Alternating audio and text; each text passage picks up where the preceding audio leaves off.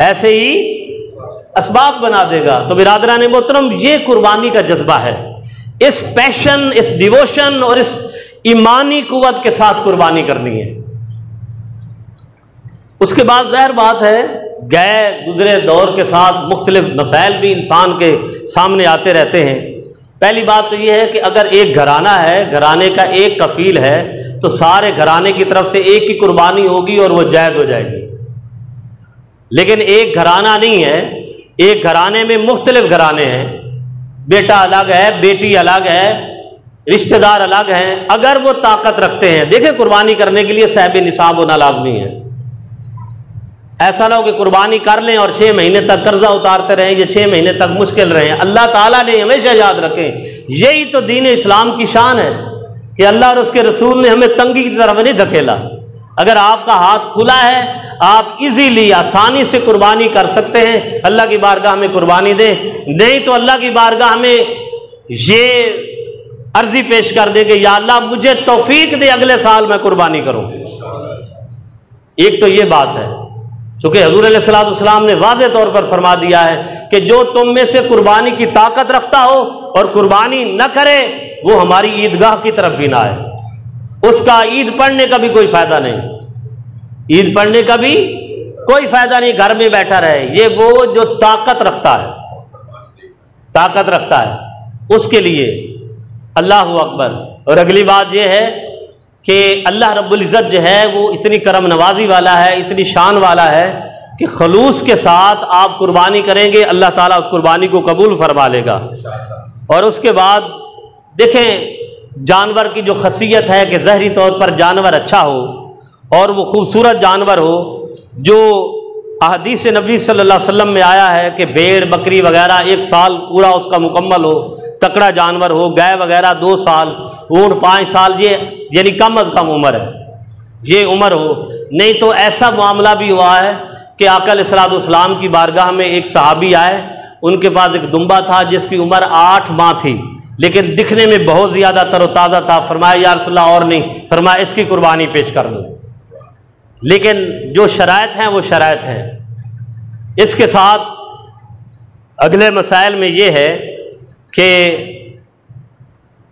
قربانی کا جانور خریدتے ہوئے خوبصورت دیکھیں، اس کی شکل صورت صحیح ہو، اس کی آنکھیں سلامت ہوں، اس کے کان سلامت ہوں، اس کے سینگ سلامت ہوں۔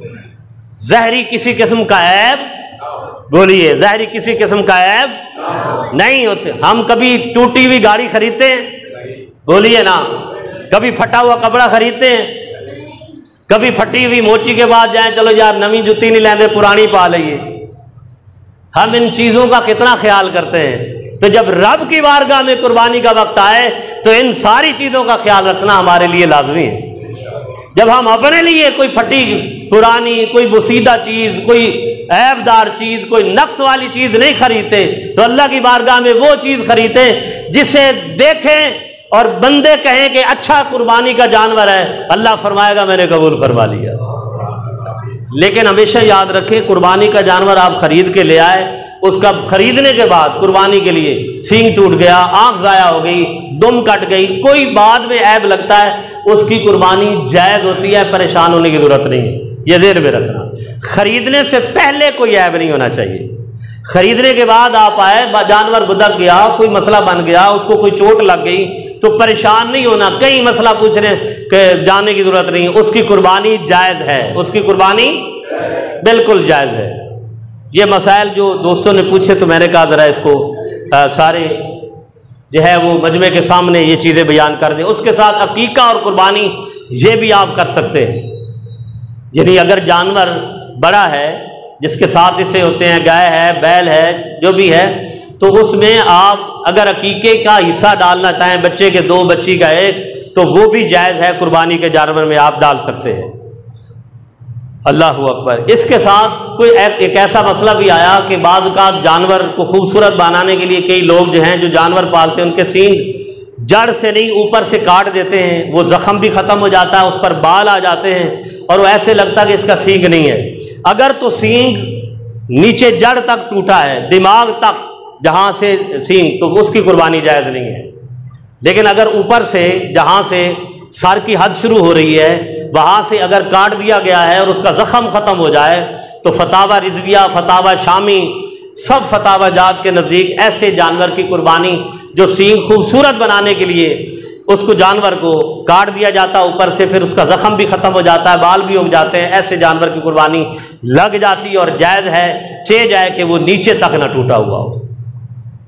اس کے ساتھ اب چونکہ ٹائم ختم ہو رہا ہے، میں نے نماز کے اندر بھی میں نے وہ حدیث بیان کی تھی، مسلم شریف کتاب الادائی، پھر ابو داؤد سنن ابو داؤد میں بھی ہے، ابن ماجہ میں بھی ہے کہ حضور علیہ الصلوۃ والسلام نے ارشاد فرمایا کہ جو قربانی کرنے کا ارادہ رکھتا ہو، قربانی کرنے کا ارادہ رکھتا ہو، اس کو چاہیے کہ وہ ذوالحج کا چاند نظر آنے کے بعد اپنے ناخن اور کسی قسم کے بھی بال نہ کاٹے یہاں تک کہ وہ قربانی کر لے، یہاں تک کہ وہ قربانی کر لے، یعنی یہ عمل 10 دن نہ کرے، جب اپنا جانور قربان کر لے اس کے بعد بال کٹوا سکتا ہے، ناخن کٹوا سکتا ہے، مطلب یہ معاملات۔ لیکن اگر اس کے بال اتنے نہیں بڑے، ناخن کاٹنے کی ضرورت نہیں، تو کوئی ضروری نہیں کہ ضروری کٹوانا ہے، لیکن یہ مستحب سنت عمل، یہ 10 دن اگر وہ نہ کرے تو یہ حضور کی سنت کو یہاں کرنا ہے۔ اور اہل فتاوی نے یہ لکھا کہ اگر قربانی کرنے والا کاٹ لیتا ہے تو وہ گناہ گار ہوگا، 10 دنوں کے اندر گناہ گار۔ ایک صحابی ہے، عرض کرنے لگے یا رسول اللہ صلی اللہ علیہ وسلم قربانی کرنے والے تو لے گئے ثواب، حضرت عبداللہ ابن عمر سے روایت ہے، یہ سنن ابی داؤد میں حدیث ہے کہ یا رسول اللہ صلی اللہ علیہ وسلم میرے پاس تو قربانی نہیں، ہاں کسی کی رکھی ہوئی ایک بکری ہے جو دودھ دیتی ہے، دودھ دیتی ہے، تو میں بھی یہ عمل کر لوں، اس کو ذبح کر دوں؟ فرمایا نہیں، دودھ دینے والے جانور کو ذبح، حمل والے جانور کو ذبح نہیں کرنا، فرمایا نہ کرو۔ جہاں تک اس عمل کی بات ہے، آقا صلی اللہ علیہ وسلم نے ارشاد فرمایا اگر تم قربانی نہیں بھی کر سکتے، استطاعت طاقت نہیں، تم بال نہ کاٹو، ناخن نہ اتارو، یہاں تک کہ عید کی نماز کے بعد یہ عمل کرو، اللہ تعالیٰ تمہیں قربانی کرنے والے کے برابر ثواب عطا فرمائے گا، اس کے برابر اجر اور اس کے برابر ثواب عطا فرمائے گا۔ حضور تو شان والے ہیں، عزت والے ہیں، اس لیے اس عمل کو اپنائیں، اور اس عمل کو اپنانے سے حضور کی خوشی ہے، آقا صلی اللہ علیہ وسلم کی سنت کو یہاں کرنا ہے۔ اللہ تبارک و تعالی ہمیں بہتر انداز سے قربانی پیش کرنے، بہتر انداز سے یہ آنے والا مہینہ گزارنے کی توفیق عطا فرمائے۔ وما علیہ الا البلاغ المبین۔